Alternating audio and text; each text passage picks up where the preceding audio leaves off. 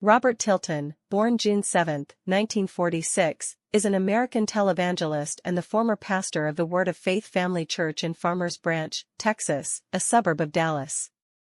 At his ministry's peak in 1991, Tilton's infomercial-style program, Success in Life, aired in all 235 American television markets, on a daily basis in the majority of them, and brought in nearly $80 million per year. It was described as the fastest-growing television ministry in America. When ABC's Primetime Live raised questions about Tilton's fundraising practices, a series of investigations into the ministry were initiated, and Success in Life was taken off the air.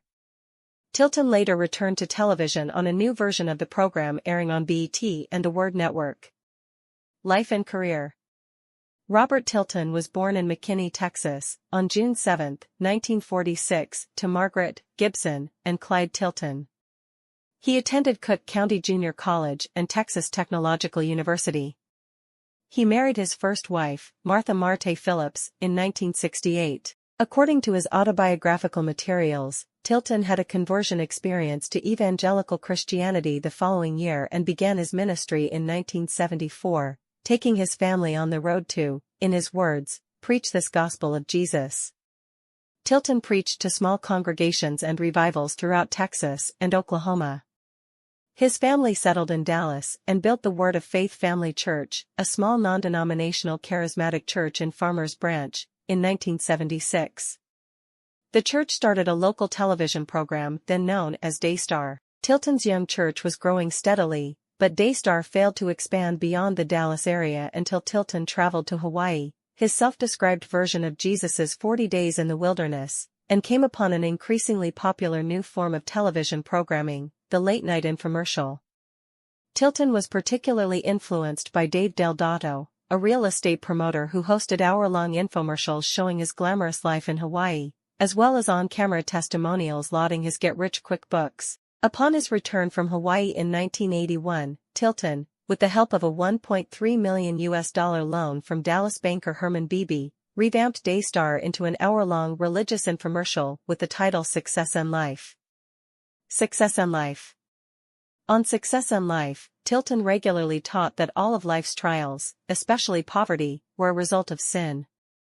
His message consisted mainly of impressing upon viewers the importance of making vows, financial commitments to Tilton's ministry.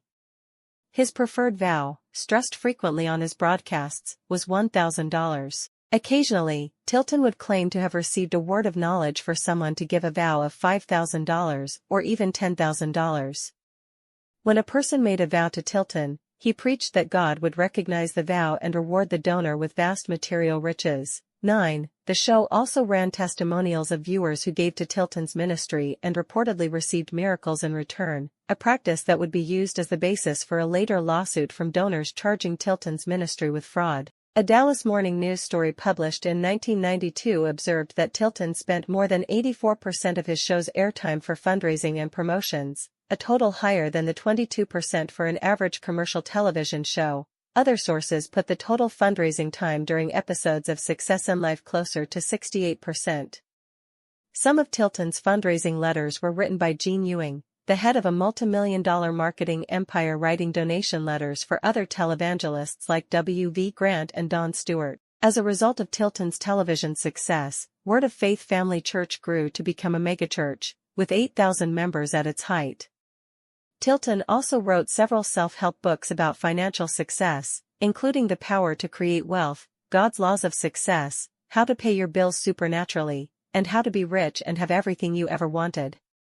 Most of his books were published in the 1980s and distributed via promotion on Success in Life and through the many mailings Tilton's ministry sent his followers. The books were republished in the late 1990s to be used as centerpieces of his 1997 infomercial series and are now promoted on his current, as of 2010, daily live internet broadcast. Ministry and fundraising scandal. In 1991, ABC News conducted an investigation of Tilton, as well as two other Dallas area televangelists, Grant and Larry Leah. The investigation, assisted by Trinity Foundation President Ol Anthony and broadcast on ABC's Primetime Live on November 21, 1991, alleged that Tilton's ministry threw away prayer requests without reading them, keeping only the accompanying money or valuables sent to the ministry by viewers, garnering his ministry an estimated $80 million a year. Allegations of exploitation of vulnerable people. Anthony, a Christian minister whose organization works with the homeless and the poor on the east side of Dallas, first took an interest in Tilton's ministry in the late 1980s after encountering needy people who told him they had lost all of their money making donations to high-profile televangelists, especially Tilton. Curious about the pervasiveness of the problem, the Trinity Foundation got on the mailing lists of several televangelists, including Tilton, and started keeping records of the many types of solicitations they received almost daily from various ministries. Former Coca-Cola executive Harry Getzlaf came to Trinity after he had been turned away from Tilton's church when he found himself on hard times following a divorce. He had been a longtime donor and gave up his last $5,000 as a vow of faith just weeks earlier. Getzlaf's experience, combined with the sheer magnitude of mailings from Tilton's ministry, spurred Anthony, a former Air Force intelligence officer and licensed private investigator, to start a full investigation of Tilton's ministry. Getzlaf joined Anthony in the task of gathering details on Tilton's operation and later did much of the legwork in uncovering the paper trail for the ABC News investigation. Undercover investigation. In a November 21, 1991, promotional appearance on Live with Regis and Kathy Lee, Diane Sawyer said that she had incidentally watched several televangelist programs, including Success and Life, and was both fascinated and disturbed by them. Stressing the public's sensitivity to reporters questioning religion, Sawyer said that she spoke with other journalists, and then eventually to ABC producers, who then decided to conduct their own investigation into Grant, Leah, and Tilton. 16. ABC producers learned about possible resources available from Anthony and Trinity, and contacted them for information. After comparing their accumulated notes, data, and details, the two groups decided to pool their efforts and began planning the undercover portion of the story. Anthony agreed to portray himself as a Dallas-based minister with a small church looking into the ways TV ministries could grow so quickly, and the ABC producers would pose as Anthony's media consultants. Meeting with Response Media.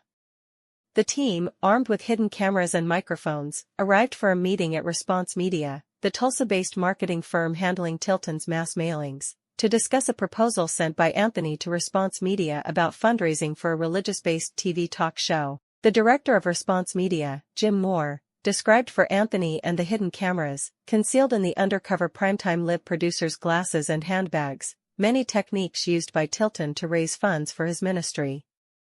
Moore also said that Tilton was doing far better than anyone knows and described the main strategy Tilton employed for such a high return rate on his mailings, that is, send the recipient a gimmick that compelled the recipient to mail something back in return, and most recipients would include some money along with it. Moore declined to disclose how much Response Media was paid for its services or how much money the mailings were generating for the Tilton ministry.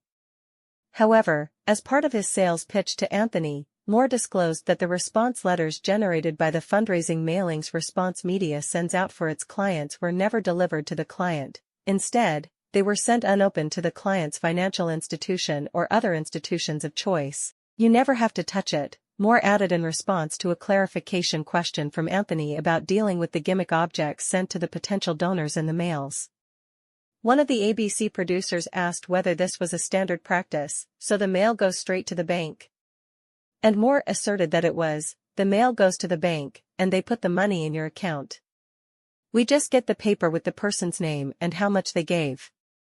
1991 Primetime Live documentary, The Apple of God's Eye. Trinity members, acting on this information, started digging through dumpsters outside Tilton's many banks in the Tulsa area, as well as dumpsters outside the office of Tilton's lawyer, J.C. Joyce, also based in Tulsa. Over the next 30 days, Trinity's garbologists, as Anthony dubbed them, 15, found tens of thousands of discarded prayer requests, bank statements, computer printouts containing the coding for how Tilton's personalized letters were generated, and more, all of which were shown in detail on the Tilton segment within the Primetime Live broadcast, titled The Apple of God's Eye.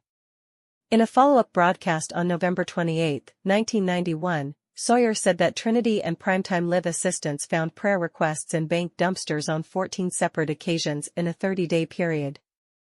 Denial. Tilton vehemently denied the allegations and took to the airwaves on November 22, on a special episode of Success and Life entitled Primetime Lies, to air his side of the story.